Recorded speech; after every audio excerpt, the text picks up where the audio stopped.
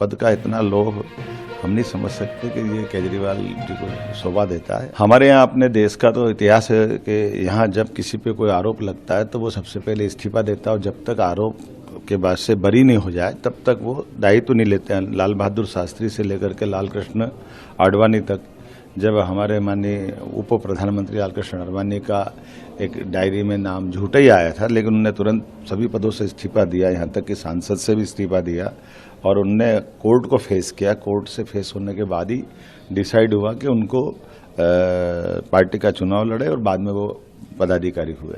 मैं मान के चलता हूं कि अपने लोकतंत्र में ये पहली जरूरत होती है कि अगर कोई उंगली उठ रही है और वो तो उस पार्टी को जिसके अपने दो मंत्री उनके इसी आरोप में बंद है जेल में, आज तक उनको कोर्ट से लगातार प्रयास करने के बाद हाई कोर्ट सुप्रीम कोर्ट कहीं से जमानत नहीं मिली।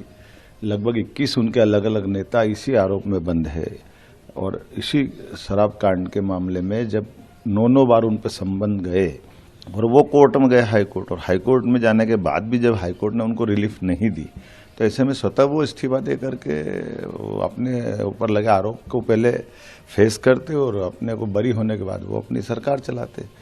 लेकिन मुख्यमंत्री के रूप में जेल में जाना ये बड़ा दुर्भाग्यपूर्ण है और ये जनता की भावना, लोकतंत्र के लिए, सबके लिए आज तक कभी ऐसा समय नहीं आया।